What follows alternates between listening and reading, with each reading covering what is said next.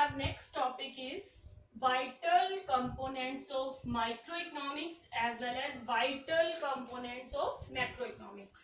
Components means microeconomics मैंने आपको last lecture में बताया था. Microeconomics deal with small aggregative units and macroeconomics deal with large aggregative units. It means you have to tell what ingredients, what components are you studied under microeconomics and what components are studied under macroeconomics.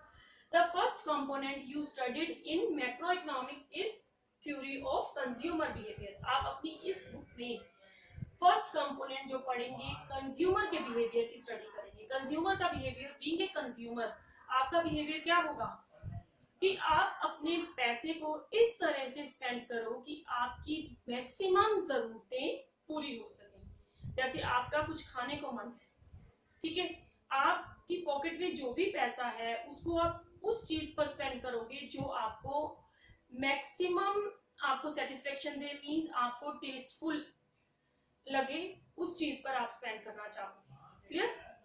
और अगर आप किसी ऐसी चीज पर spend कर देते हो जो टेस्टलेस है तो आपको लगेगा कि you have lost your money. और किसी ऐसी चीज पर जो महंगी है बट द मोस्ट टेस्टफुल, तो आप क्या सोचोगे कि आपने अपने पैसे का द बेस्ट यूज किया. It means you want to maximise your satisfaction at the level of consumer behaviour. और वो किस चीज से होगा? थ्योरी ऑफ डिमांड से. आप इसमें नेक्स्ट चैप्टर आप पढ़ोगे theory of demand. Theory of demand में we studied consumer behavior. Similarly, theory of producer behavior. As a producer, अब आपको सोच के चलो, प्रोड्यूसर का मोटिव क्या होगा कि वो जिस भी बिजनेस में पैसा लगा रहा है, he must have to maximize his profit. उसके जो रिटर्न्स हैं उस बिजनेस से उसको जो इनकम अर्न होगी वो मैक्सिमम हो in the form of profit.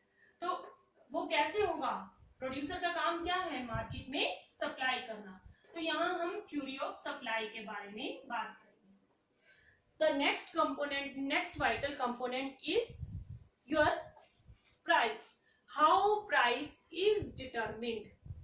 कि एक आइडियल प्राइस जिस पर एज ए कंज्यूमर आप खरीदने के लिए विलिंग हो और एज ए प्रोड्यूसर आप बेचने के लिए विलिंग हो.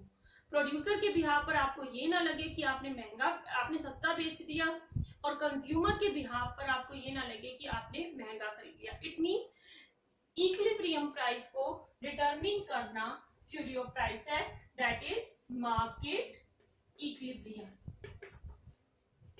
These three components make your whole syllabus of microeconomics. इन्हीं तीन मेजर कंपोनेंट्स की हम पूरी माइक्रोइकोनॉमिक्स में बात करेंगे. Clear? Now what are the components of macroeconomics? हालांकि macroeconomics you studied in your +2 level, but here is a small topic, components of macroeconomics. Macroeconomics के कंपोनेंट क्या है? मैक्रोइकोनॉमिक्स मींस आप इकोनॉमी के लेवल पर स्टडी कर रहे हो, तो इकोनॉमी के लेवल पर भी हम पूरी इकोनॉमी की डिमांड की बात करेंगे, पूरी इकोनॉमी की सप्लाई की बात करेंगे. तो हम सबसे पहले बात करेंगे कि इकोनॉमी में इक्विलिब्रियम कहां पर मेंटेन होगा. इक्विलिब्रियम क्या होता है? एक बैलेंस स्टेट जहां इकोनॉमी एक स्मूथ लेवल पर वर्क कर रही होती है. वो कब आएगी? जब जो डिमांड है वो सप्लाई के बराबर हो. मांगने वाला जिस प्राइस पर चीज को मांग रहा है और तो बेचने वाला उसी प्राइस पर उस चीज को बेच रहा हो, तो वो इक्विलिब्रियम की सिचुएशन होती है. और इकोनॉमी में इक्विलिब्रियम कब आएगा? जब इकोनॉमी के सभी लोग जो डिमांड करने वाले हैं, all the consumer are ready to buy at a particular price and all the producer are ready to sell at that price. That is called general equilibrium. हम इसी इक्विलिब्रियम की बात करेंगे. अब थ्योरी नेक्स्ट हमारा कंपोनेंट है theory related to disequilibrium. Disequilibrium कब आएगा? जब एग्रीगेट डिमांड एग्रीगेट सप्लाई से ज्यादा हो जाए या जब एग्रीगेट डिमांड एग्रीगेट सप्लाई से कम हो जाए, ये डिसइक्विलिब्रियम होगा. इस डिसइक्विलिब्रियम की स्टडी भी हम मैक्रो इकोनॉमिक्स में करेंगे, जो आप अपनी नेक्स्ट क्लास में करोगे. एग्रीगेट डिमांड, जब डिमांड सप्लाई से ज्यादा होती है वो प्राइसेस को राइज करती है, इसको इन्फ्लेशन कहते हैं, जो कि हमारे इकोनॉमी के लिए एक प्रॉब्लम की सिचुएशन है। हम कहते हैं ना कि इकोनॉमी में तेजी आ गई या इकोनॉमी में डाउनफॉल आ गया, तो तेजी आने का मतलब इकोनॉमी में प्राइसेस काफी हाई हो रहे हैं, और जब प्राइसेस काफी हाई होंगे तो पुअर पीपल के लिए सर्वाइवल रेट कम हो जाती है, क्लियर। और जब इकोनॉमी में डाउनफॉल जाता है, it means aggregate demand aggregate supply से कम है, तो प्राइसेस डाउन जाएंगे, इससे प्रोड्यूसर को लॉस होगा और कुछ छोटे प्रोड्यूसर्स को अपने प्रोडक्शन बंद करने पड़ेंगे, बिजनेस में लॉस होंगे और इकोनॉमी बिल्कुल लो लेवल पर जाती जाएगी, वो भी एक प्रॉब्लम की सिचुएशन है। These are disequilibrium. And after that our third component is how we correct this disequilibrium. हम इस डिसइक्विलिब्रियम को करेक्ट कैसे करेंगे? जैसे मैं एक एग्जांपल ले लेती हूँ। मान लीजिए एग्रीगेट डिमांड ज्यादा है। एग्रीगेट डिमांड ज्यादा होने का मतलब हमारा कस्टमर की पॉकेट में पैसा है और वो डिमांड कर रहा है। अब उस पैसे को गवर्नमेंट ने अपनी पॉकेट की तरफ खींचना है, तो गवर्नमेंट टैक्स रेज कर देगी। जब टैक्स रेज करेगी तो उन कस्टमर्स की पॉकेट में से इनकम निकलकर गवर्नमेंट की पॉकेट में चली जाएगी।